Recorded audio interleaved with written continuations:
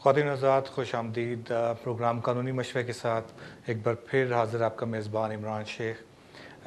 पिछले दिनों कुछ होम ऑफिस की कुछ ज़्यादा ही फ़्लाइट्स की मसरूफ़ियत की वजह से मैं कुछ प्रोग्रामों में नहीं हाज़िर हो सका, इसके लिए माज़रत ख़्वाह हूँ। आज फिर एक बार आपके सामने हाज़िर हैं।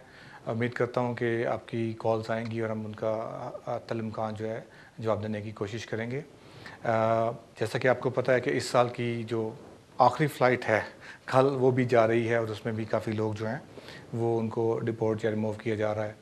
तो बहरहाल ये तो सिलसिला चलता रहेगा साथ इस हवाले से। मैं आपकी कॉल्स को इंशाअल्लाह ताला शुरू करता हूँ। मेरी गुजारिश ये होगी कि सवाल को मुख्तसर रखिए ताकि ज़्यादा से ज़्यादा कॉल्स जो है ली जा सकें। इसमें सबसे ज़्यादा मेन जो बात होती है जब आप इमिग्रेशन के वाले से बात करते हैं, तो सबसे जो इम्पोर्टेंट पॉइंट होता है वो इस वाले से होता है कि आपके इमिग्रेशन रूल्स के तहत कौन से राइट्स जो हैं वो इन्फ्रिंज हो रहे हैं और कौन से ऐसे राइट्स हैं जिनके अगेंस्ट आपको रेमेडी अवेलेबल है। तमाम राइट्स जो हैं इमिग्रेशन रूल्स के वाले से वो हर वक्त आप उनको एक्टिव नहीं कर सकते और हर राइट के अगेंस्ट रेमेडी अवेलेबल नहीं होती। इसी वजह से आपको ये देखना पड़ता है कि किस वक्त आपके पास कोई एप्लीकेशन फ़ाइल करने का राइट है, अपील कर सकते हैं, जुडिशल रिव्यू में जा सकते हैं। ख़ास तौर पे मैं ये बात जो है वो रिमूवल के हवाले से कर रहा हूँ क्योंकि आजकल होम ऑफिस का एक जो स्क्वाड है वो खासा एक्टिव है। इस हवाले से आप तमाम हज़रात यकीन वाकिफ़ होंगे कैपिटा के हवाले से या होम ऑफिस की दूसरी जो टीमें हैं, जो कंप्लायंस टीमें हैं या जो रिमूवल टीम्स हैं, इस वजह से खासी एक्टिव हैं जो कि देखती हैं अगर कोई बंदा कोई भी इमिग्रेंट जो है वो अपने वीज़ा की मुद्दत के बावजूद यहाँ पे मौजूद है तो उसको किस तरीके से यहाँ से जो है वो रिमूव किया जाए ताकि इमिग्रेशन कंट्रोल को इफेक्टिव बनाया जा सके।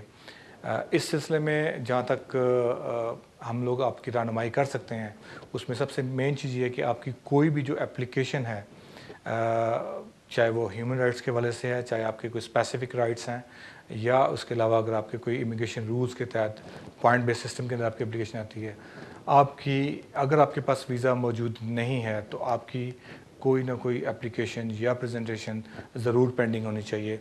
अदरवाइज़ आपके लिए बहुत मुश्किल होगा यहाँ पे जो है सर्वाइव करना और इमिग्रेशन रूल्स के से बाहर रहते हुए अपने आप को यहाँ पे सेटल रखना। तो मेरी गुजारिश यही होगी कि जो भी हज़रात अगर कोई उनका वीज़ा किसी भी वजह से एक्सपायर हो चुका है और अभी तक उसको रिन्यू नहीं करवा सके तो वो अपने वीज़े को जो है वो जल्द अज जल्द जो है वो एप्लीकेशन फ़ाइल कर दीजिए। कॉल शुरू करते हैं जी। हेलो हेलो हेलो जी मेरे भाई, आवाज़ आ रही है आपको? मुझे आपकी आवाज़ आ रही है। हेलो जी जनाब। अस्सलाम वालेकुम। वालेकुम अस्सलाम।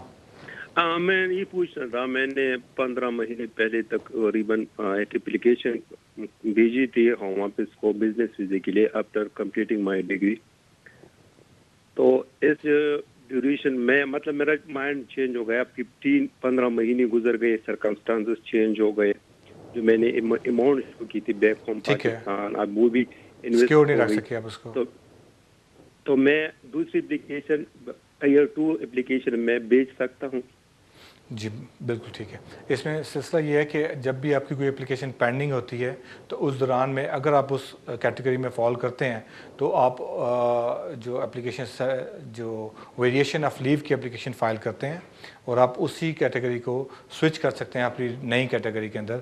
आपकी जो फ़ीस है वो भी उसके अंदर एडजस्ट हो जाती है और आपके तमाम जो केस एप्लीकेशन है नई एप्लीकेशन के वाले से डील किया जाता है। टीयर 2 के अंदर डेफिनेटली आप बिल्कुल स्विच कर सकते हैं क्योंकि आप ऑलरेडी टीयर 1 PSW के ऊपर यकीनन होंगे, तो आप उसके ऊपर टीयर 2 के ऊपर स्विच कर सकते हैं। सिर्फ आपको देखना ही है कि आपको रेजिडेंट लेबर मार्केट टेस्ट जो है उसको गो थ्रू करना है और इसके अलावा भी कुछ दीगर रिक्वायरमेंट्स हो सकती हैं। कुछ केसेस में आपको वापस जाके भी अप्लाई करना पड़ता है लेकिन it depends on your case actually.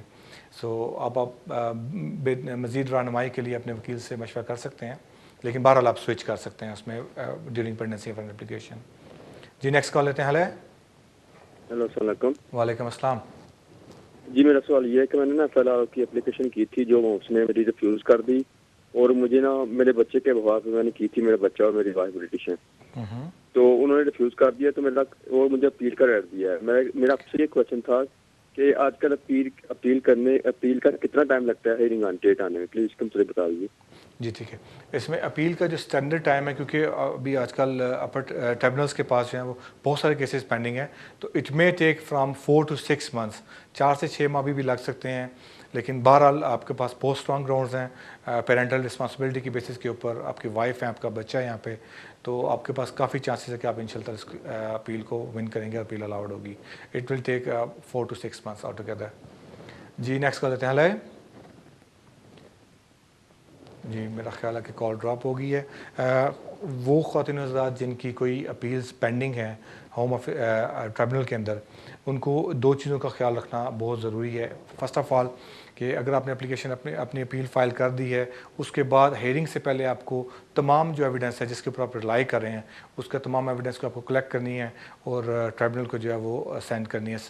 और इसके साथ साथ आपको होम ऑफिस को भी सेम वही बंडल जो है वो सर्व करना होता है। जब आप की हेयरिंग की डेट आती है, उसके साथ आपको एक नोटिस ऑफ हेयरिंग आता है। नोटिस ऑफ हेयरिंग के ऊपर तमाम डायरेक्शंस लिखी होती हैं कि आपको कब कब और किन किन हालात में ये जो एप्लीकेशन के जो बंडल एविडेंस का बंडल है वो कोर्ट्स को सबमिट करना है या होम ऑफिस को सबमिट करना है। तो उनकी डायरेक्शंस की रोशनी में आपके पास अपील की हेयरिंग से 5 दिन पहले तक का टाइम होता है जब आप ये एविडेंस सबमिट कर सकते हैं। नॉर्मली जो है आपकी अपील की फाइलिंग से लेके लगभग 1 महीने तक आपको हेयरिंग की डेट जो है वो उसकी नोटिस आ सकता है, और वो जो नोटिस होगा मज़ीद 2 माह का नोटिस हो सकता है।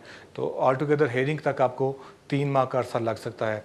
हेयरिंग के बाद डिसीजन आने में मज़ीद 2 हफ्ते का वक्त लगता है। तो ऑल टुगेदर अगर आप कैलकुलेट करें तो ये 3 से 4 माह का जो है वो ड्यूरेशन इसमें अपील की हेयरिंग और उसके डिसीजन के ऊपर लग सकता है। इसी तरीके से जब आप एप्लीकेशंस फाइल करते हैं होम ऑफिस के अंदर, तो उसका भी एक प्रोसेस होता है। पहले उसका एक्नॉलेजमेंट लेटर वगैरह आते हैं, उसके बाद बायोमेट्रिक का प्रोसेस है, फिर एप्लीकेशन बाकायदा केस वर्कर के पास जाती है और उसको एंटरटेन करता है। अगर उसको मज़ीद कोई डॉक्यूमेंट्री एविडेंस आपके लिए रिक्वायर होती है तो वो आपको ख़त के ज़रिए या फैक्स के ज़रिए जिस भी जैसे मुतला करना चाहें मुतला करके आपसे मतलूबा मालूमात जो हैं वो रिक्वायर कर सकते हैं। उसके लिए नॉर्मली वो 7 दिन का टाइम देते हैं। आपको 7 दिन के अंदर वो तमाम इन्फॉर्मेशन उनको फ्राहम करनी होती है।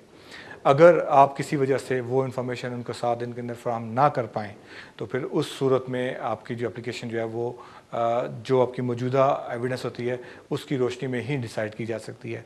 तो ये चंद बातों का ख्याल रखिए, तो उम्मीद इंशाल्लाह आपके लिए आसानी होगी।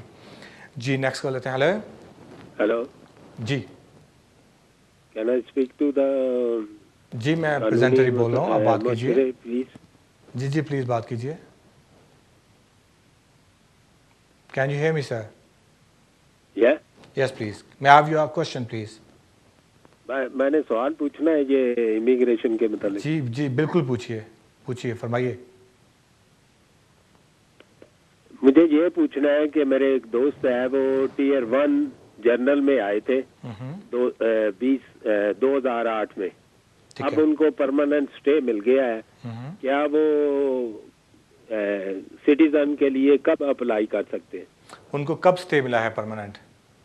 जी उनको स्टे मिले हुए कितना अर्सा हो चुका है? उनको अरसा मतलब 5 साल के बाद उनको मतलब कि स्टे मिल गया है परमानेंट। ठीक है, मैं ये गैस करता हूँ कि 2008 में वो आए हैं, 5 साल के बाद उनको स्टे मिला है, जिसका मतलब है कि 2013 में ही उनको इंडेफिनेट लीव टू रिमेन मिली है। इंडेफिनेट लीव टू रिमेन के 12 मंथ्स के बाद जो है आप नेशनलिटी के लिए अप्लाई कर सकते हैं, नेचुरलाइजेशन के लिए अप्लाई कर सकते हैं। तो टोटल अरसा जो आपका इसका 6 साल बन जाएगा। जी कोई नेक्स्ट कॉल। हेलो हेलो वालेकुम अस्सलाम। सर जी मैंने एक सवाल पूछना था। जी जी बिल्कुल पूछिए। असल में मेरा ताल्लुक पाकिस्तान से है और मैंने यहाँ पे शादी के में स्टूडेंट पे आया था। ठीक है। तो मेरा ये मसला है कि मेरी वाइफ भी स्टूडेंट है और मैं भी स्टूडेंट हूँ। ठीक। तो मसला ये है कि 18,900 पे लागू होगा या नहीं होगा, क्योंकि वो LLB की स्टूडेंट है फाइनल ईयर की। अब आप क्या करना चाह रहे हैं? उनको अपना डिपेंडेंट करना चाह रहे हैं या आप उनके डिपेंडेंट होना चाह रहे हैं? मैं ये अगर आप अपना टीवी का वॉल्यूम अगर लो कर दें तो आपको शायद बेहतर सुनाई देगा। आपका क्वेश्चन बड़ा इंपॉर्टेंट है, काइंडली सर वॉल्यूम लो करके तो बात कीजिए। जी जी जी मेरा क्वेश्चन ये है कि मैं पाकिस्तान, मेरा ताल्लुक पाकिस्तान से है जी, और मैं मैं यहाँ स्टूडेंट वीज़े पे समझ आया में था आ गई वो और बात। मैंने यहाँ आप पे दोनों शादी जो की हैं है। वो स्टूडेंट वीज़ा के ऊपर हैं। अब आप डिपेंडेंट होना चाह रहे हैं अपनी वाइफ के? जी, मैं असल में मेरी वाइफ ब्रिटिश है, आपकी वाइफ ब्रिटिश तो हैं? मैंने ठीक है, जी, तो वो भी स्टूडेंट है, मैं भी स्टूडेंट हूँ। ठीक है, ठीक है। ये जो स्टूडेंट कैटेगरी की हम जो बात कर रहे हैं, आप इमिग्रेंट कैटेगरी में स्टूडेंट हैं और वो रेजिडेंट कैटेगरी में स्टूडेंट हैं, तो टेक्निकली तौर पे उनके ऊपर ये स्टूडेंट के रूल्स हैं वो अप्लाई नहीं होते। वो ब्रिटिश सिटीज़न है, तो इस लिहाज से वो ब्रिटिश नेशनल होने की वजह से आप अगर उनके स्पाउस बन के अगर डिपेंडेंट वीज़ा अप्लाई करते हैं तो आपको 18,600 की जो थ्रेश होल्ड है उसको भी मीट करना पड़ेगा। बावजूद इसके कि ये जो लिमिट है 18,600 की, ये ऑलरेडी इस वक्त अंडर अपील है। होम ऑफिस ने इसके अगेंस्ट अपील की हुई है। पहले ये डिसीजन जस्टिस ब्लैक साहब का उनका आ चुका है कि इसकी ये जो लिमिट है ये बहुत ज़्यादा है, इसको कम किया जाए, लेकिन उसके ऊपर चूँकि अभी अपील है तो इसलिए जब तक उस अपील का फ़ैसला नहीं हो जाता, जो कि मतवक्को है कि मार्च में शायद उसकी हियरिंग होगी, तब तक आपको 18,600 की ही रिक्वायरमेंट पूरी करनी है। हाँ, अगर आप तब तक वेट कर सकते हैं, अगर फैसला आने के बाद अगर वो लिमिट कम हो जाती है तो फिर आप उस लिमिट के मुताबिक भी अपने जो है वो इनकम थ्रेशोल्ड शो कर सकते हैं। बहरहाल आपको वो इनकम थ्रेशोल्ड मीट करना पड़ेगा क्योंकि आपकी वाइफ ब्रिटिश है। जी, नेक्स्ट कॉल लेते हैं। हेलो। हेलो जी, अस्सलाम वालेकुम। वालेकुम सलाम। जी, मैं कासिम भट्ट साहब बात कर रहा हूँ। मुझे एक छोटा सा सवाल पूछना था कि जी, भट्ट साहब। मैं इस कंट्री में एज ए स्टूडेंट 6 साल में हो चुके हैं, तो मैं पूछ रहा था कि एज ए ह्यूमन राइट की बिना पर मेरा कोई यहाँ केस हो सकता है? अभी आपके पास कोई स्टेटस नहीं है यहाँ पे? हाँ जी। अच्छा भट्ट साहब, सिचुएशन ये है कि 6 साल काफ़ी लंबा अरसा होता है। आप जी, जी। यकीनन इसमें डेफिनेटली आपने यहाँ पे अपनी प्राइवेट और फैमिली लाइफ स्टैब्लिश की होगी। आप नहीं, फैमिली वाइफ नहीं, मैं सिंगल ही हूँ। नहीं, फैमिली लाइफ से ये मुराद नहीं होती कि आपके यहाँ पे स्पाउस ही हों। फैमिली लाइफ में आपके दोस्त, उनकी फैमिलीज़, आपके और दूसरे जो रिश्तेदार हैं वो भी शामिल होते हैं, तो वो भी फैमिली लाइफ आपकी बनती है। ज़रूरी नहीं कि सिर्फ आपकी वाइफ ही आपकी फैमिली लाइफ बनाए। तो जी, जी। देखना ये होगा कि आपके एग्जैक्ट सर्कमस्टांसिस क्या हैं, आपने अपनी लाइफ को यहाँ पे किस तरीके से जो है वो बसर किया है, तो उसके मुताबिक ही आपको गाइड किया जाए। टेक्निकली अगर नहीं, देखा जाए देखिए, तो 4-5 रूल्स इतने साल की- क्लियर हैं कि वो अगर आप का यहाँ पे स्टेटस नहीं है तो वो 20 साल का रूट है कि आपको 20 साल यहाँ पे रहे होना चाहिए, या अगर आप 25 साल से आपकी एज कम है तो फिर आपको 12.5 साल का अर्सा तकरीबन यहाँ पे गुजारना है। इसी तरीके से डिफरेंट और रूल्स हैं, तो स्ट्रेट वे तो आप किसी रूल के अंदर फॉल नहीं करते, लेकिन अंडर कन्वेंशनल लॉ जो आर्टिकल 8 है ह्यूमन राइट्स के हवाले से, उसके अंदर डेफिनेटली आप कहीं ना कहीं जगह बनाने में कामयाब होंगे। तो आप अपने वकील को अपनी पूरी केस फाइल दिखाइए, अपने एविडेंस दिखाइए क्या आपके पास है, किस तरीके से आप अपने यहाँ पे राइट्स इस्टेब्लिश कर रहे हैं और क्या मेंटेन कर रहे हैं आप, तो हो सकता है कि इसमें कोई स्कोप आपके लिए बन जाए। जी, नेक्स्ट कॉल लेते हैं। हेलो। जी, अस्सलाम वालेकुम। वालेकुम अस्सलाम। सर, मेरा सवाल है बिजनेस इंटरप्रेन्योर वीज़े के मुतालिक। 3 साल पहले इंटरप्रेन्योर वीज़े पे यहाँ आए, ठीक है, और 2 लाख पाउंड के बेस पे वीज़ा लगा था। ठीक हो गया। 2 लाख पाउंड वहाँ से ट्रांसफ़र किए पाकिस्तान से यहाँ पे अपने अकाउंट में, और एक एग्जिस्टिंग कंपनी जो थी उसमें एज ए डायरेक्टर मैंने पार्टनरशिप की, ठीक है, और उनको पार्टनरशिप के लिए 60,000 पाउंड मैंने पे किए अपने अकाउंट से बाई चेक। ठीक है जी, मैं सुन रहा हूँ, बात उसके कीजिए। बाद 1,40,000 मैंने उस कंपनी को एज ए लोन दे दिया, डायरेक्टर ओके। लोन। ठीक है, तो अब 3 साल पूरे हो गए, वो सारे डॉक्यूमेंट्स मैंने भेजे होम ऑफिस को, तो उन्होंने रिफ्यूज कर दिया कि आपका जो 60,000 पाउंड आपने दिए investment as a goodwill business में शामिल होने के लिए, उसको हम आपकी इन्वेस्टमेंट एक्सेप्ट नहीं करते। तो इसके मतलब प्लीज बताइएगा कि वो 60,000 पाउंड जो मैंने बाई चेक उनको दिए एज ए गुडविल, तो वो इन्वेस्टमेंट में शामिल होने चाहिए या नहीं होने देखिए चाहिए? मैं आपको इसका बिल्कुल बेसिक सा कुलिया बताता हूँ। कोई भी बिजनेस अगर उसके अंदर अगर आप एज अ शेयर होल्डर बनते हैं, और डिपेंड करता है कि आप कितने शेयर के आप होल्ड करते हैं उसमें, अगर उसके अंदर आप कोई भी इन्वेस्टमेंट करते हैं तो उसकी प्रॉपर डॉक्यूमेंटेशन होना बहुत ज़रूरी है। महज एक चेक दे देना और वो उस अकाउंट के ज़रिए कैश हो जाना ये सफिशेंट नहीं है ये प्रूव करने के लिए कि आपने जेन्युइनली इस बिज़नेस के अंदर कुछ इन्वेस्ट किया है। उसकी आउटकम क्या है, उसको किस तरीके से इन्वेस्ट किया गया है, और उस इन्वेस्टमेंट को बिज़नेस में आगे क्या फ़ायदा पहुंचा है, उसकी तमाम डॉक्यूमेंट्री एविडेंस जो है वो आपको अपने अकाउंटेंट के ज़रिए मेंटेन करनी होती है और वो होम ऑफिस को प्रोवाइड करनी होती है। जहाँ तक मैं समझाऊँ, शायद आपने ये तमाम एविडेंस उनको प्रोवाइड नहीं की, इसलिए वो उस इन्वेस्टमेंट को एक वैलिड इन्वेस्टमेंट नहीं काउंट करे। टेक्निकली स्पीकिंग, अगर आप कोई भी अमाउंट जो है किसी कंपनी के अंदर इन्वेस्ट करते हैं, चाहे वो बाय चेक हो या बैंक ट्रांसफ़र हो, किसी भी ज़रिए से हो, वो डेफिनेटली वो एक इन्वेस्टमेंट ही काउंट होती है। लेकिन उसके डिफरेंट बाकी मीडियम्स भी हैं जिनके ज़रिए आपको प्रूव करना पड़ता है कि ये जेन्युइनली इन्वेस्ट की गई है अमाउंट जो है। तो कहीं ना कहीं इसमें कुछ खामी रह गई है शायद आपकी प्रेजेंटेशन के अंदर। तो अगर आपको अपील का राइट मिला है तो आप अपील के अंदर उन तमाम डॉक्यूमेंट्स को अटैच ज़रूर कीजिए और होपफुली जो है वो जो एडजुडिकेटर हैं वो इसको ज़रूर कंसिडर करेंगे। जी नेक्स्ट कर लेते हैं। Hello hello Hello. जी। Yeah, hello. I would like to ask for regarding the spouse visa. I have a joint account with my father. So would the savings count towards that? Like my father is the main account holder, but my name is in it as well. So because I don't meet the requirement of 18,000, I would have to provide extra savings. So how much would I savings be you've able got in to that account? include that with the joint account or not? No, the saving accounts only. How much savings you got? I have savings in my name. I have 5, 6, 7, 8, about 10,000. I don't think that this is a sufficient amount. You need minimum £16,000, and it all depends that how much is your income at the moment. Secondly, that amount has to be for last 6 months in that account. So you have to meet all these criteria if you have to go for the threshold. So even this saving is not sufficient, I think so.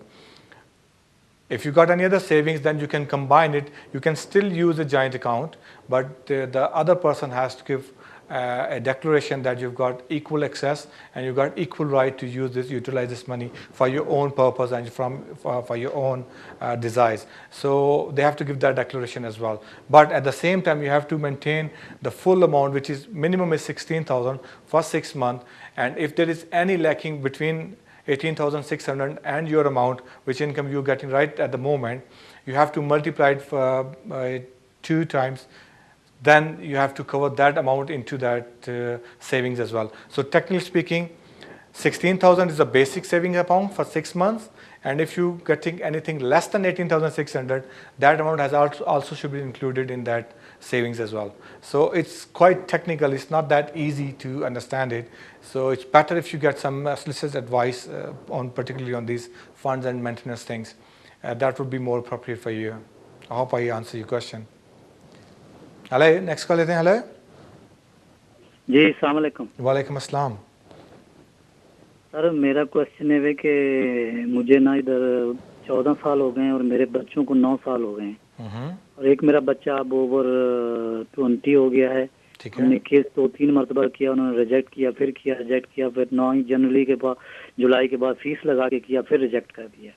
अब हम court में गए हैं judicial review में, तो अभी 3 मरतबा वो टाइम ले चुके हैं 21 डेज का, और क्या करने वाले हैं वो? क्या जवाब नहीं देते ना, तो वकील उनका वकील बोलता है वो अभी उन्होंने कागज नहीं दिए, तो 3 मरतबा टाइम 8 जनवरी है। मैं समझ गया, क्या करेंगे? अच्छा, इसमें सिचुएशन ये होती है कि वो जो उन्होंने एक्नॉलेजमेंट ऑफ सर्विस फाइल करनी होती है, होम ऑफिस के जो वकील हैं, वो जो ट्रेजरी सोलिसिटर्स हैं, उन्होंने कोर्ट में आपके जो क्लेम होता है उसका के जवाब फाइल करना होता है। लेकिन चूंकि वो वकील हैं, वो खुद पार्टी वो खुद नहीं है, तो उनको अपने जो मेन क्लाइंट है जो कि होम ऑफिस है, उससे इंस्ट्रक्शंस लेनी होती है कि इसका क्या जवाब देना है और आप इसके ऊपर क्या जस्टिफिकेशन देते हैं और आपका क्या स्टैंड है। अब चूँकि होम ऑफिस के पास बेशुमार केसेस हैं, थाउजेंड्स के हिसाब से केसेस हैं उनके पास, तो इस वजह से सम टाइम जो है वो इंस्ट्रक्शंस लेने में बर वक्त वो है वो कामयाब नहीं होते, तो वो उनको मज़ीद एक्सटेंशन के लिए अप्लाई करना पड़ता है। 3 एक्सटेंशन बहरहाल ये कुछ ज़्यादा हैं, नॉर्मली 1 या 2 एक्सटेंशन उनको मिल जाती हैं और उसके बिहाफ पे फिर उनको अपना रिप्लाई देना होता है। अगर 3 एक्सटेंशन वो ऑलरेडी ले चुके हैं तो डेफिनेटली चौथी एक्सटेंशन के वक्त आप उसके ऊपर डट जाइए और उनको बोलिए कि इसको बिल्कुल डिसाइड करें कि आप आया इसको लेके जाना चाहते हैं आगे या इसको ऐसे ही लिंगर ऑन करना चाहते हैं। कोर्ट से आप डायरेक्शंस भी ले सकते हैं कि ये कोर्ट का भी वक्त ज़ाया करें और आपका भी वक्त ज़ाया कर रहे हैं, और आपकी डेफिनेटली इसके ऊपर आपकी कॉस्ट भी इसके ऊपर इन्वॉल्व होती हैं।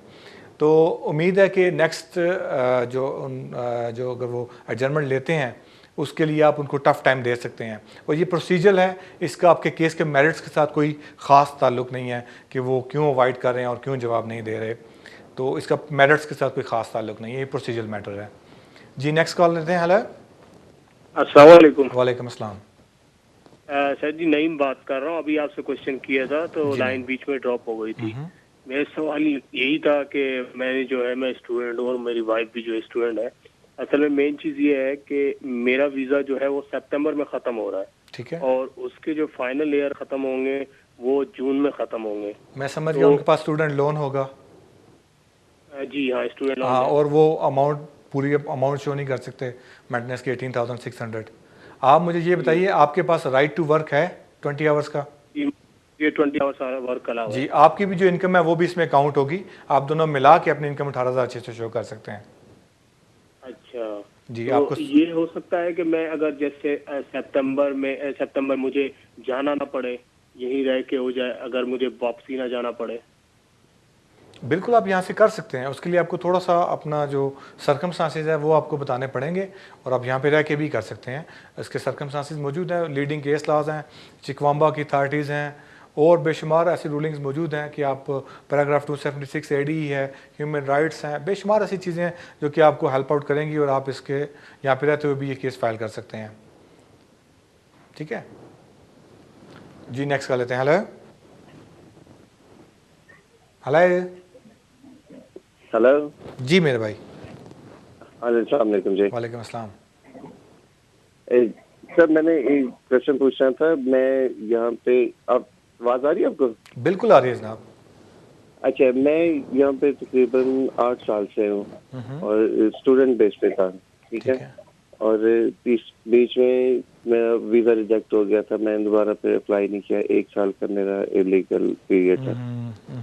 ओके, तो फिर मेरी फैमिली को भी यहाँ पे आए हुए ऑलमोस्ट 4 इयर्स हो गए हैं। फिर उसके बाद जब मेरा ये सारा इलीगल हुआ तो तब मैंने असाइलम के लिए अप्लाई कर दिया है। क्वेश्चन क्या तो आपका? अब हाँ जी, अब ये है कि मेरा इंटरव्यू वगैरह सब कुछ हो चुका है। इस बात को 3 महीने हो गए इंटरव्यू, लेकिन अभी तक कोई जवाब कुछ नहीं आया। तो ये पूछ रहा था कि कितना टाइम लगता है? वैसे नॉर्मली तो वो कहते हैं कि 2 से 3 वीक में आंसर दे देते हैं। ठीक है, आपका स्क्रीनिंग और सब्सटेंटिव दोनों इंटरव्यूज हो चुके हैं आपके? हेलो जी जी, दोनों इंटरव्यू आपके हो चुके हैं। ठीक है मेरे भाई। अच्छा, इसमें सिचुएशन ये है कि वो केस की जो कम्प्लेक्सिटी देखते हुए वो थोड़ा सा इसमें टाइम लग सकता है। मैं कहूँगा कि आप बहरहाल किसी वाले से खुशकिस्मत हैं कि उन्होंने देर एंड देन फैसला नहीं कर दिया, और वो इतना टाइम ले रहे हैं कि आपके केस के तमाम फैक्टर्स को जो है वो पूरी तरीके से कंसिडर कर रखे और एप्लीकेशन को प्रॉपर तरीके से प्रोसेस करके फिर उसको डिसाइड करेंगे। This is in your favour actually. मैं इसको ये नहीं कहूँगा कि वो आपके अगेंस्ट है। अगर वो जल्दबाजी में फैसला करते तो शायद आपके कई राइट्स जो हैं वो उनको कंसिडर ना करते, उसके बगैर ही उसका फैसला कर देते। तो इन द मीन टाइम जब तक आप यहाँ पे हैं, अगर असाइलम की एप्लीकेशन के अंडर भी आप हैं, तो बहरहाल आपके आर्टिकुलेट राइट्स यहाँ पे इस्टेब्लिश हो रहे हैं, आपके यहाँ पे रूट्स जो हैं वो ज़्यादा स्ट्रॉन्ग हो रही हैं, और आप इसको ज़्यादा बेनिफिट ले सकते हैं आपकी, चूँकि बाय द टाइम आपके सर्कमस्टांसेस भी चेंज होते हैं। तो अगर मज़ीद कोई सर्कमस्टांसेस डेवलप करते हैं, आप फर्दर डॉक्यूमेंट्री एविडेंस भी उनको दे सकते हैं। तो ये आपके पास एक अपॉर्चुनिटी है, इसको अच्छे तरीके से लीजिए। अगर उसको लिंगर ऑन भी करते हैं तो टेक इट पॉजिटिवली, और इंशाल्लाह ताला आपके लिए बेहतर होगा इसमें। जी नेक्स्ट कॉल लेते हैं। हेलो ओके, खातिन हज़रात, अभी ब्रेक का वक्त होता है। इंशाल्लाह ब्रेक के बाद दोबारा सिलसिले को ज्वाइन करेंगे और कोशिश करेंगे कि जल्द अज जल्द और ज़्यादा से ज़्यादा कॉल्स का जो है जवाब दिया जा सके। Please stay tuned with us. Thank you. खातिन हज़रात, वेलकम बैक। ब्रेक से पहले सवालों के जवाब दे रहे थे, सिलसिला दोबारा वहीं से शुरू करते हैं। जी नेक्स्ट कर लेते हैं। हेलो हेलो जी, आवाज़ आ रही है आपको? Hello, can you hear me? आवाज आ रही है? Hello, anybody there? जी घर कोई नहीं है जी। नेक्स्ट कॉल लेते हैं। हेलो हेलो जी। जी अस्सलाम वालेकुम जी। वालेकुम अस्सलाम। भाईजान खुरम बात कर रहा हूँ लंदन से जी। खुरम, मुझे नेशनलिटी के बारे में एक क्वेश्चन करना है फैमिली के साथ। बताइए। मेरी फैमिली के साथ हमने असाइलम अप्लाई किया था, तो हमें 5 ईयर लीव टू रिमेन मिला था। उसके बाद हमारा इंडेफिनेट भी हो गया सब खैरियत से। तो अभी मेरे पास B1 और जो लाइफ इन द यूके है वो टेस्ट भी हो गया, सारा कुछ हो गया। अभी मेरी नेशनलिटी ड्यू है आफ्टर 2 मंथ्स। तो मुझे ये पूछना था सपोर्टिंग डॉक्यूमेंट्स में मेरे पास जो हमारे अपने नेशनल पासपोर्ट से पाकिस्तानी पासपोर्ट वो तो होम ऑफिस के पास ही है, तो ये हमने उसके बाद ट्रैवल डॉक्यूमेंट बनवाए थे। तो वो ट्रैवल डॉक्यूमेंट अभी एक्सपायर हो चुके हैं, लेकिन मैं होम ऑफिस की वेबसाइट पे चेक कर रहा था नेशनलिटी के लिए कि आपका वैलिड पासपोर्ट चाहिए या ट्रैवल डॉक्यूमेंट चाहिए वैलिड। तो वैलिड मेरा पासपोर्ट तो होम ऑफिस के पास है, वो भी एक्सपायर हो चुका है क्योंकि हमने 6 साल पहले उनको दिए थे डॉक्यूमेंट्स अपने ना पासपोर्ट। तो अभी जो मेरा ट्रैवल डॉक्यूमेंट है वो भी एक्सपायर हो चुका है। तो मुझे ये पूछना था कि उसमें मुझे क्या करना चाहिए। अभी मैं ओपन कर सकता हूँ अपना पाकिस्तानी पासपोर्ट और क्या करना चाहिए मुझे? देखिए, ये तो इंटायरली डिपेंड करता है कि आपको जो साइलम में किस बेसिस के ऊपर स्टे मिला गया। आया रिफ्यूजी बेसिस पे था, ह्यूमैनिटेरियन प्रोटेक्शन थी, या कोई डिफरेंट कैटेगरी थी। इसके ऊपर डिपेंड करता है कि आपका साइलम का केस एक्चुअली था क्या। एनीवेज, अगर आपकी कैटेगरी आपको अलाउ करती है पासपोर्ट लेने के लिए तो आप वो लेंगे। अदरवाइज़ आप जो है वो जो ब्रिटिश होम ऑफिस है वहाँ से आप ट्रैवल डॉक्यूमेंट्स हैं वो ट्रैवल सर्टिफिकेट्स ले सकते हैं वहाँ से, और वो आपके लिए आइडेंटिटी डॉक्यूमेंट्स भी होते हैं, आपके ट्रैवल डॉक्यूमेंट्स भी होते हैं। आप उन्हीं के बिहाफ पर अपनी नेशनलिटी के लिए अप्लाई कर सकते हैं। मोर ओवर, अगर आपके पास उसके अलावा भी कोई identity documents such as driving licence वगैरह हैं तो आप इनिशियली उनके साथ भी एप्लीकेशन दी जा सकती है, क्योंकि बहरहाल जो ट्रैवल डॉक्यूमेंट्स हैं वो होम ऑफिस ने ही इशू करने हैं। आप बैक वक्त वो एप्लीकेशन भी फाइल करके ट्रैवल डॉक्यूमेंट्स के लिए भी अप्लाई कर सकते हैं और नेशनलिटी के लिए भी अप्लाई कर सकते हैं। तो ये आप एक ही वक्त में ये काम भी कर सकते हैं। ज़रूरी नहीं कि पहले आप अप्लाई करें, आपके पास ट्रैवल डॉक्यूमेंट्स आएँ और उसके बाद फिर आप नेशनलिटी के लिए अप्लाई करें। तो आप लेकिन इसके लिए ज़रूरी होगा कि आपको अच्छे तरीके से उस एप्लीकेशन को फ्रेम करना है और उनको रिप्रेजेंटेशन जो है वो पूरी उसके साथ तमाम डॉक्यूमेंट एविडेंस के साथ आपको देनी होगी कि क्या क्या डॉक्यूमेंट्स आपके कब और किस तरह एक्सपायर हुए और आप कौन डॉक्यूमेंट्स के लिए आप एंटाइटल्ड हैं। तो अगर आप थोड़ा सा उनको ब्रीफ कर देंगे तो इसमें आपको कोई प्रॉब्लम नहीं होनी चाहिए। ये थोड़ा सा टेक्निकल है, अगर आप बेहतर होगा अगर आप किसी वकील के से मशवरा करके और उसकी रहनुमाई में ये केस फाइल करें। अदरवाइज़ अगर आपने खुद करना है फ़ाइल तो मैं आपको ये सजेस्ट करूँगा कि आप पहले अपने जो डॉक्यूमेंट्स हैं, जो आईडी डॉक्यूमेंट्स हैं, ट्रैवल डॉक्यूमेंट्स हैं, उनको अरेंज कर लीजिए। उसके बाद नेशनलिटी आप 2 महीने बाद या महीने बाद भी अप्लाई कर सकते हैं। जी, नेक्स्ट कॉल लेते हैं। हेलो, अस्सलाम वालेकुम। वालेकुम अस्सलाम। जी, अली बात कर रहा हूँ लंदन से। जी अली जी, बेसिकली मुझे यहाँ पे 6 इयर्स हो गए हैं और मैं यहाँ पे स्टूडेंट बेस पे रह रहा था।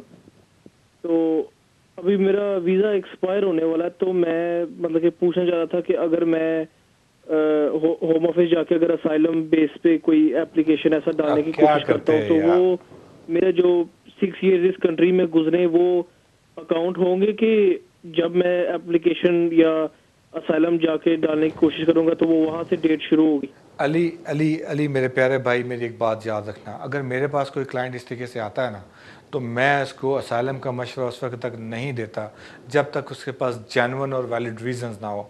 ये कोई वजह नहीं है कि आप 6 साल इस मुल्क के अंदर रहे हैं, स्टूडेंट वीज़ा आपने अप्लाई किया रखा, पढ़ते भी रहे या नहीं पढ़ते रहे, अब जबकि वीज़ा एक्सटेंड नहीं करवा सकते या नहीं हो सकता तो अब जाके आप असाइलम क्लेम कर देते हैं। बाद में आपका असाइलम नहीं मिलता तो आप कहते हैं कि जी ये कानून बहुत बुरा है, वकील ने रिप्रेजेंट ठीक नहीं किया, ये नहीं हुआ, वो नहीं हुआ। तो मेरे प्यारे भाई, असाइलम के अलावा भी दुनिया में और बहुत से रास्ते हैं, सिर्फ यही एक रास्ता नहीं है कि आप 6 साल के बाद आपको याद है कि यार मुझे तो असाइलम क्लेम करना था, मैं भूल गया हूँ। तो इस तरह ना करें, अनलेस कि आपके पास कोई वाकई जेन्युइन रीज़न नहीं है तो फिर आप ये असाइलम की तरफ मत जाइए। जहाँ तक आपका ये क्वेश्चन है कि टाइम ड्यूरेशन कैसे काउंट होती है, तो डेफिनेटली जो आपने अरसा यहाँ पे लीगली गुजारा है वो काउंट होगा कि आपने वो लीगली गुजारा है। असाइलम जब आप क्लेम करते हैं तो आपकी वो जो एप्लीकेशन जब तक पेंडिंग रहती है वो भी टाइम पीरियड काउंट होता है। लेकिन अगर आपका असाइलम अप्रूव हो जाता है तो फिर उस टाइम ड्यूरेशन की कोई वैल्यू रह नहीं जाती, और अगर वो अप्रूव नहीं भी होता तो तब भी उसकी कोई वैल्यू नहीं रह जाती। तो टेक्निकली तौर पर जो टाइम ड्यूरेशन है जो आपने यहाँ पर स्पेंड किया है उसके लिए उसकी आपके लिए कोई ख़ास फ़ायदा नहीं है अगर आपकी असाइलम की एप्लीकेशन अप्रूव या रिफ्यूज़ हो जाए। तो मेरा मशवरा ये है कि आप अच्छे तरीके से इसको सलाह कीजिए, अपने सॉलिसिटर से मशवरा करके, अपने सर्कमस्टांसेस बता के। अगर वो आपको रिकमेंड करे तो सिर्फ उसी सूरत में ही असाइलम क्लेम करें, अदरवाइज़ असाइलम की तरफ मत जाएं, ये एक अच्छी चीज़ नहीं है। जी, नेक्स्ट कर लेते हैं। हेलो जी, अस्सलाम वालेकुम। वालेकुम अस्सलाम। भजन, क्या हाल चाल है आपका? अल्लाह का शुक्र, आप सुनाएं। अल्हम्दुलिल्लाह भजन, बिल्कुल ठीक ठाक। भजन मैंने जो है ना आपसे एक दो सवाल पूछने थे। बिल्कुल पूछें। भजन मैंने ये पूछना था कि मैंने 2005 में मैं आया था, ठीक है, और ये लास्ट ईयर मैंने अपना लॉन्ग रेजिडेंस का अप्लाई किया है, FLRO। ठीक है, लॉन्ग रेजिडेंस का FLRO अप्लाई किया है, मुझे कुछ समझ में नहीं है बात जी। मेरे वकील ने बोला था, मेरे वकील ने FLRO डाल के कि इस मेरा जो है ना यहाँ पे जो है वो सोशल स्टेटस बन गया मेरी फैमिली वगैरह के साथ, मेरे फ्रेंड्स के साथ, तो मुझे जो है ना FLRO से उसने मेरे वकील ने अप्लाई करके ना उनसे वो मांगा था, इंडेफिनिट लीव के लिए मांगा था, तो लेकिन उन्होंने जो है ना वो रिफ्यूज कर दी एप्लीकेशन। ओके, ठीक है, ठीक है, ठीक, रिफ्यूज कर दी। और फिर दोबारा जो है ना मैंने सोचा था कि चलो मैं इसका जो है ना रिकंसिडरेशन करवाता हूँ। ओके, ठीक है, लेकिन मेरा वकील मुझे बोलता है कि तू जो है ना रिकंसिडरेशन ना करवा, तू जो है ना दोबारा अपील, फ्रेश अपील करते हैं, दोबारा से फ्रेश एप्लीकेशन। ओके, ठीक है, वो फ्रेश एप्लीकेशन कर दी है। तो मेरे साथ हैपेंड हो गया तकरीबन 3-4 वीक पहले मुझे ना इन्होंने पकड़ लिया, पकड़ के तो मुझे वो ले गए। मैंने उनको बोला मेरी एप्लीकेशन इस वक्त पेंडिंग है, मेरा अभी तक कोई जवाब नहीं आया। इन्होंने लेकिन फिर मुझे जो है ना वहाँ पे वो रिलीज का लेटर आ गया, उन्होंने मुझे छोड़ दिया। ठीक है, उन्होंने बोला कि आप जो है ना साइन करना आप जाके। ठीक हो गया। आपका सवाल कहीं गुम हो गया, सवाल क्या है आपका? अच्छा, अभी मैं आपसे सवाल पूछता हूँ। अभी जो मेरा सवाल ये है कि मेरी यहाँ पे शादी हो रही है, ठीक है, यहाँ की लड़की से, ठीक है, ठीक है, अगर मैं उससे शादी कर लेता हूँ यहाँ पे और मुझे उसका वो भी जॉब नहीं कर रही है, वो जॉब सीकर ले रही है, अभी शादी हो गई, तो मुझे वापस जाना पड़ेगा या मेरा यहीं से मेरा स्टे हो जाएगा और मुझे जॉब की इजाजत मिल जाएगी? क्योंकि मेरा जॉब का लेटर जो है ना वो मुझे मिल जाएगा यहाँ से कि मेरे लिए एक मुझे वो। ठीक है, आपके पास यानी कि जॉब ऑफर मौजूद है।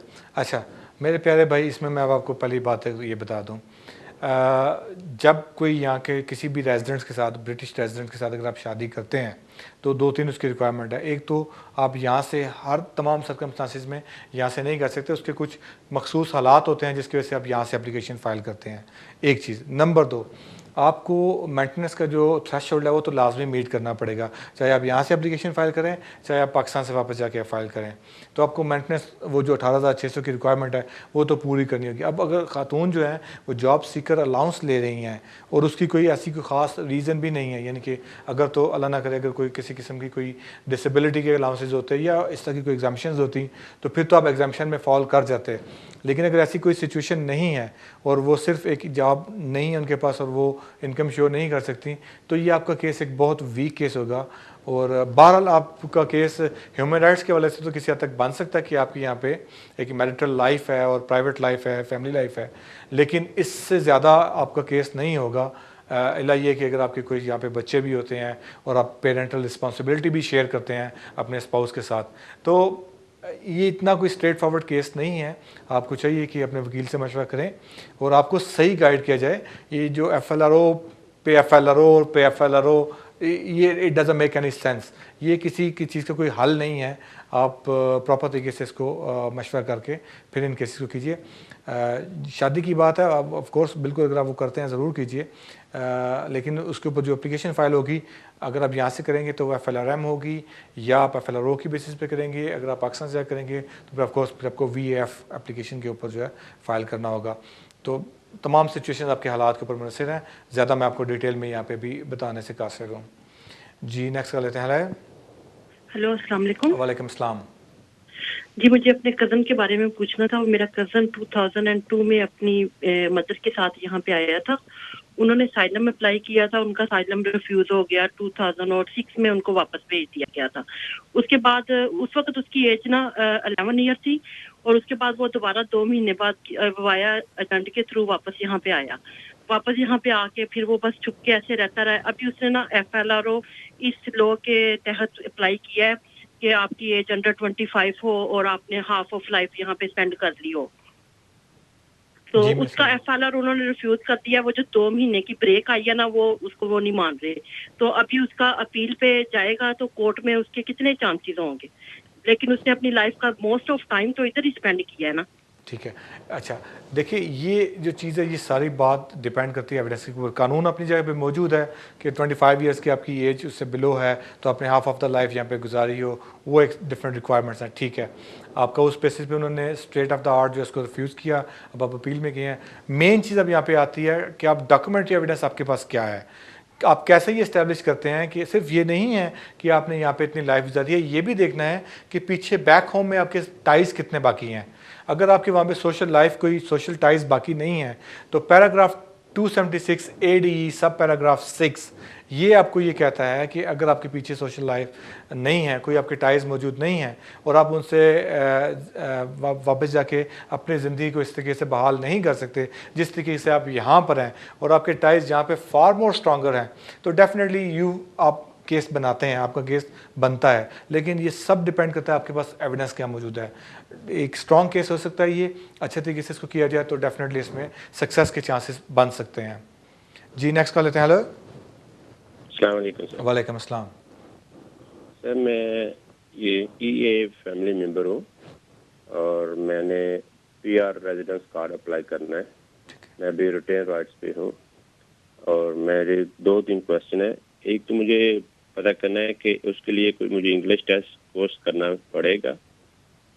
दूसरा ये है कि मैं कब अप्लाई कर सकता हूँ, डेट ऑफ मैरिज से शुरू होगा टाइम काउंट होना और डेट ऑफ वीजे से शुरू होता है।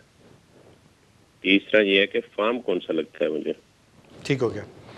पहला सवाल कि आपको टेस्ट कौन सा करना है, आपको लाइफ इन द UK करना है, लैंग्वेज टेस्ट करने की ज़रूरत नहीं है।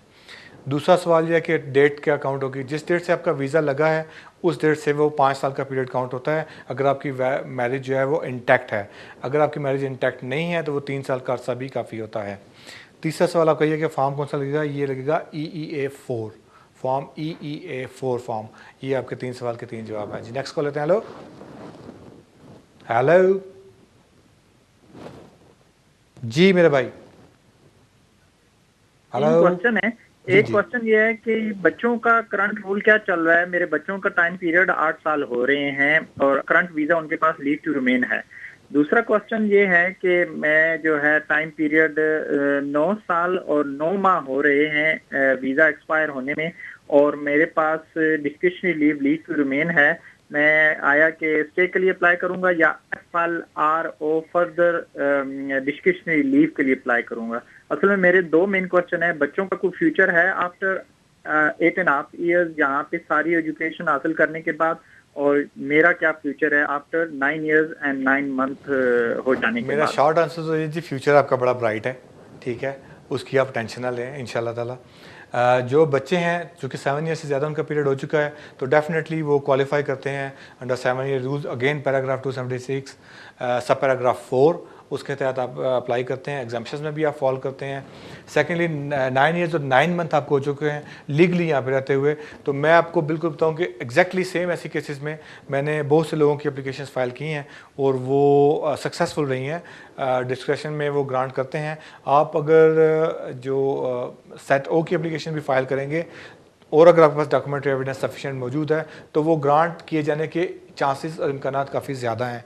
तो आप बजाय इसके कि दोबारा FLRO फाइल करने के आप सेटो की भी एप्लीकेशन फाइल कर सकते हैं, लेकिन उससे पहले आप किसी वकील से मशवरा ज़रूर करें और अपने डॉक्यूमेंट एविडेंस उनको ज़रूर दिखाएं, अपने हालात वाक़यात उनको ज़रूर बताएं, क्योंकि ये मैं एक आपको जनरल सिचुएशन बता रहा हूँ कि आप ये कर सकते हैं। 3 माह का जो अरसा है वो उसको कंडोन कर सकते हैं, उनके पास डिस्क्रिशन पावर मौजूद है और वो उसको एक्सरसाइज कर सकते हैं आपके इन पर्टिकुलर सर्कमस्टांसिस के अंदर। जी नेक्स्ट कर लेते हैं। हेलो, अस्सलाम वालेकुम। वालेकुम अस्सलाम। सर क्या हाल ठीक हो? जी अल्लाह करम। जी मैं मातलक पाकिस्तान वाला ते मैं 2021 च आया ते 2027 च केस अप्लाई कीता साइलम। ठीक जी ते रिफ्यूज होया, फिर फिर रिफ्यूज होया ते हुन 2 साल होई है कोई जवाब नहीं आया। ठीक है, वकील माने एप्लीकेशन भेजी सी फोर्स कीता उन्होंने की होम ऑफिस की केस में किसी पर कोई गौर की जाए तो इस बारे में क्या कोई दस रहे हो? ओके सर, सबसे पहले तो आप ये फाइंड आउट करें कि आपकी एप्लीकेशन का स्टेटस क्या है। जो भी एप्लीकेशन आपने फ़ाइल किया है वो स्टिल पेंडिंग है, क्योंकि अगर फर्स्ट एप्लीकेशन रिफ्यूज़ होने के बाद अगर आपने फर्दर सबमिशंस दी हैं या अगर लेगेसी के अंदर आपकी एप्लीकेशन है, तो पहले ये पता करें कि आपकी एप्लीकेशन का स्टेटस क्या है इस वक्त, वो आया अलाइव भी है, एक्टिव भी है या नहीं है, या वो रिफ्यूज़ हो चुकी है और इस वक्त आप एक इमिग्रेशन एब्सकॉन्डर की हैसियत इख्तियार कर चुके हैं, जो कि मुझे नहीं लगता कि ऐसा होगा, क्योंकि आप एक वकील की रहनुमाई में चल रहे हैं, तो यकीनन ऐसा नहीं होगा। पहले आप ये डिटर्मिन करें कि आपकी एप्लीकेशन का स्टेटस क्या है। जब ये पता चल जाए कि क्या है, उसके बाद देखें अगर वाकई 2 साल का अरसा गुजर चुका है, जो कि काफ़ी लंबा अरसा है, और आपको अगर उन्होंने इसका रिस्पॉन्ड नहीं किया, तो फर्स्ट ऑफ ऑल आप अगर अपने वकील के ज़रिए करेंगे तो पहले उनको एक रिमाइंडर्स वगैरह दे सकते हैं, उनको आप जुडिशल रिव्यू में जाने की, क्लेम करने की जो है वो एक थ्रेट कर सकते हैं, एक लीगल थ्रेट है जो कि प्री एक्शन प्रोटोकॉल लेटर के जरिए की जाती है। तो अगर वो फिर भी इसके ऊपर कान नहीं धरते तो फिर कान खींचें उनके, जाएं फिर होम ऑफिस में, कोर्ट में जाएं, जुडिशियल रिव्यू फाइल करें, कोर्ट से डायरेक्शन लें और अपनी मर्ज़ी का फ़ैसला, मर्ज़ी से मुराद है कि टाइमिंग के लिहाज से मर्ज़ी का फ़ैसला करवाएं उनसे। बाकी तो जो आपके हालात वाक़यात होंगे उसी के मुताबिक ही वो फ़ैसला करेंगे। तो बहरहाल आप उसको परसू कर सकते हैं, इसको एक्सपेडाइट भी करवा सकते हैं। जी नेक्स्ट कॉल लेते हैं। हेलो जी, अस्सलाम वालेकुम। वालेकुम अस्सलाम। सर मैं आयशा बात कर रही हूँ लंदन से। सर मेरा ये क्वेश्चन है कि मुझे 9.5 ईयर हो गए हैं यहाँ पे, और मेरा एक बेटा भी है जो कि 6 साल का है। लेकिन बस मसला मुझे ये कि जब मेरी यानी इंडेफिनिट ड्यू है ना, लेकिन उससे पहले 3 मंथ रह जाएंगे उसमें यानी, और मुझे वीज़ा एक्सटेंड करवाना है, तो सर क्या मुझे यानी कहीं से एक्सटेंशन लेटर मिल जाएगा? और फिर मेरा बेटा भी यानी उसको भी 7 साल होने में ना 1 मंथ रह जाएगा उस पर, मैं क्या करूं? मैं आयशा मैं समझ गया। आपने यकीनन अभी टीवी ऑन की है, इसलिए आपने अभी मेरे से 2 क्वेश्चन पहले मैंने इसी सवाल का जवाब दिया है। इस तरह के बेशुमार केसेस हो चुके हैं, मैंने खुद ऐसे कई केसेस किए हैं जिनमें 2-3 माह का वक्त रह जाता है उनका 10 ईयर्स की लीव पूरा होने में। तो हमने अप्लाई किया उनके हालात वाक़यात की मौजूदगी में और तमाम डॉक्यूमेंट एविडेंस की मौजूदगी में, तो होम ऑफिस ने मेहरबानी की उनके ऊपर और वो डिस्क्रेशन करते हुए उनको उन्होंने बाकायदा जो है वो इंडेफिनिट लीव ग्रांट की है। मेरे ऐसे कई केसेस जो हैं वो ऑन रिकॉर्ड मौजूद हैं। तो इस केसेस में भी, इन केसेस में भी मैं कह सकता हूँ कि आपको डिस्क्रेशन की सूरत में इंडेफिनिट लीव ग्रांट होनी चाहिए। आपके यहाँ पे बच्चे भी मौजूद हैं 7 ईयर के भी, उनको ऑलमोस्ट, क्योंकि डेफिनेटली जब आप एप्लीकेशन फ़ाइल करेंगे तो during pendency of that application वैसे ही आपका 10 ईयर्स का पीरियड कंप्लीट हो जाएगा। तो आप ये भी चीज़ याद रखिए कि अगर आपकी 10 ईयर्स की लीव पूरे होने से 3 माह पहले आपकी लीव ख़त्म हो रही है और आप with in time application file कर देते हैं, तो डेफिनेटली 3-4 माह तो उस एप्लीकेशन को डिसाइड होने में भी लग जाएंगे। तो जब तक वो एप्लीकेशन डिसाइड होगी तब तक आप वैसे ही लीगल हैं यहाँ पर according to section 3C of immigration act 1971। तो वैसे भी आपके 10 साल का पीरियड तो पूरा हो ही जाएगा और आपके बच्चे के भी 7 साल पूरे हो जाएंगे। तो इन सारी चीज़ों को ज़हन में रखते हुए होम ऑफिस जो है वो बहुत ज़्यादा चांसेस हैं कि इसको पॉजिटिवली कंसिडर करेगी और आपको डिस्क्रेशन देते हुए आपको इंडेफिनिट लीव ग्रांट कर देगी। बाकी आपके पर्टिकुलर सर्कमस्टांसेस क्या हैं मैं उनसे बखूबी वाकिफ़ नहीं हूँ, आप वकील की रहनुमाई लीजिए, डेफिनेटली इसमें आपके लिए स्कोप मौजूद है। जी नेक्स्ट कॉल लेते हैं। हेलो हेलो जी जी, अस्सलाम वालेकुम। वालेकुम अस्सलाम। जी फरमाइए, सुन रहा हूँ मैं। हेलो जी जी बात कीजिए। जी मुझे इमिग्रेशन से हटकर एक सवाल करना है। मैं एक्चुअली इनकम सपोर्ट बेनिफिट पे हूँ, तो और मैं लोन पेरेंट हूँ, मेरे 4 बच्चे हैं। तो मैंने बीच में बेनिफिट पे तो थी, लेकिन साथ पढ़ाई भी शुरू कर दी थी, मैं फुल टाइम स्टूडेंट भी हूँ। और अब अचानक ही उन्होंने मुझे ऑन द स्पॉट मेरे बेनिफिट रोकने का कह दिया कि हम आपके बेनिफिट रोक रहे हैं। और मैं इस बार हाउसिंग बेनिफिट पे भी हूँ, मेरे इस पे प्रॉब्लम्स हैं और मेरे इस पर बिल्कुल भी मेरे पास इस वक्त कुछ नहीं होता, सेविंग में ये पैसे ही नहीं होते, और इन्होंने सब चीजें मेरी बेनिफिट बंद करने का फैसला कर दिया है। तो मुझे नहीं समझ आता कि ये सही फैसला किया है इन्होंने कि नहीं किया है। देखिए इन आपके, चूँकि मैं हालात से बखूबी वाकिफ़ तो नहीं हूँ तो मैं तो नहीं कमेंट नहीं इसके ऊपर कर सकता। आप सिंगल मदर हैं?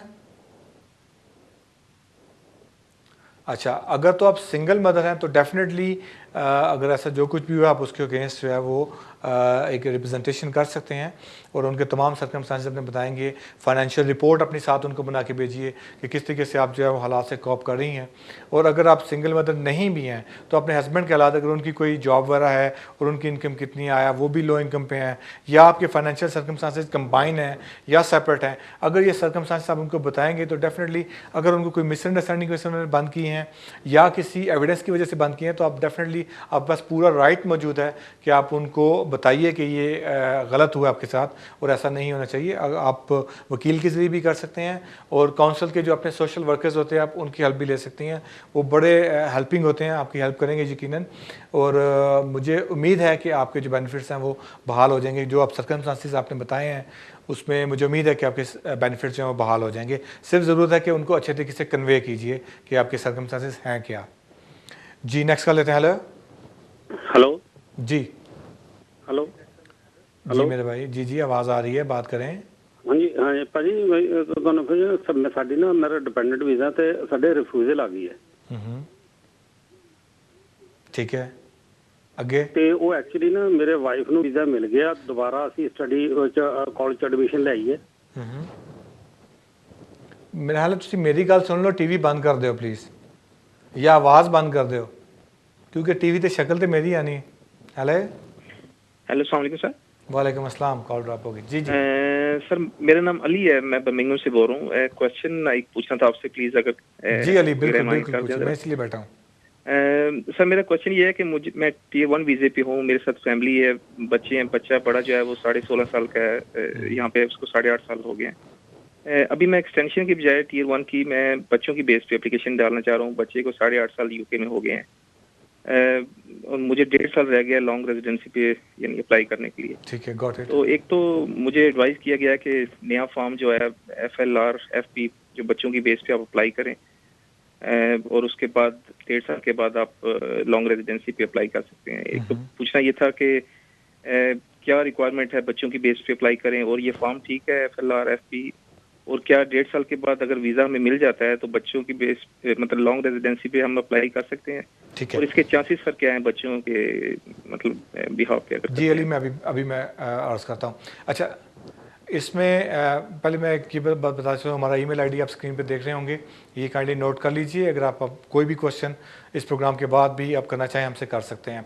अली आपके सवाल का जवाब बहुत ज़रूरी है इस वाले से कि बहुत से लोगों के इस वक्त ये क्वेश्चन है कि 7 ईयर की बेसिस के ऊपर बच्चों का आगे क्या, उनके केस का क्या फ्यूचर है। देखिए एक बात ये याद रखिए, 7 ईयर की बेसिस के ऊपर जब भी केस करते हैं मेन जो उसमें पॉइंट आपको इस्टेब्लिश करना है वो ये पॉइंट इस्टेब्लिश करना है कि बच्चे वापस अगर जाते हैं तो क्या ज़्यादती होती है उनके साथ, वो क्यों वापस नहीं जा सकते, वो अपनी लाइफ वहाँ पे क्यों शुरू नहीं कर सकते, ऐसे क्या अवामिल हैं, ऐसी क्या वजूहात हैं जिनकी बिना पर वो वापस जाके आपके जो कंट्री ऑफ ओरिजिन है उसमें वापस नहीं जा सकते। क्योंकि जाहिर सी बात है आप भी उनको कंपनी करेंगे। तो होम ऑफिस का जो स्टीरियोटाइप इसके ऊपर जवाब होता है वो यही होता है कि पेरेंट्स भी साथ जा रहे हैं, वो बच्चों के साथ वो उनको सेटल डाउन कर लेंगे और बच्चे वहाँ पे इजीली सेटल्ड हो जाएंगे क्योंकि उनकी जो एज है इतनी टेंडर है कि वो किसी भी माहौल के अंदर दोबारा जो है वो पनप सकते हैं और उसके मुताबिक वो गुजार सकते हैं। तो आपको एस्टेब्लिश ये करना है कि बच्चे वापस जाके क्यों नहीं गुजारा कर सकते। आया कोई लैंग्वेज का इशू है, आया कोई मेडिकल रीज़न है, या आपके वहाँ पे टाइज़ नहीं है। तो ये सारी चीज़ें आपको ज़हन में रख के तो फिर ये एप्लीकेशन फ़ाइल करनी है। डेफिनेटली ये एक बहुत स्ट्रॉन्ग एप्लीकेशन है, इसमें कोई शक नहीं है, लेकिन ये उसी वक्त तक स्ट्रॉन्ग है जब आप प्रॉपर एविडेंस के साथ और प्रॉपर प्रेजेंटेशन के साथ इस एप्लीकेशन को फाइल करते हैं। अदरवाइज़ ये एप्लीकेशन आपके लिए नुकसान का बायस बन सकती है क्योंकि ऑलरेडी आपके लिए आपके 8.5 साल हो चुके हैं, 1.5 साल का अर्सा बाकी है।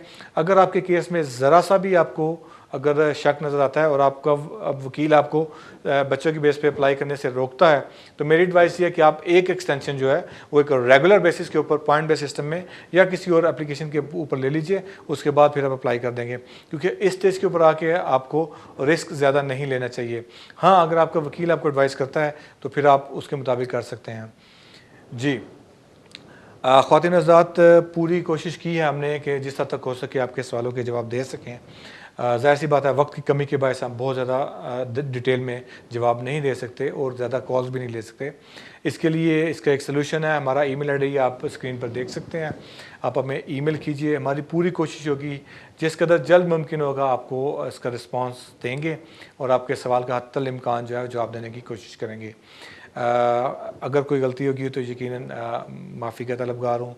इंशाअल्लाह ताला अगले हफ्ते फिर इसी प्रोग्राम में मैं या मेरे कोई साथी आपके सामने रूबरू होंगे, आपके सवालात का इंतज़ार करेंगे। तब तक के लिए इजाज़त, अल्लाह हाफ़िज़।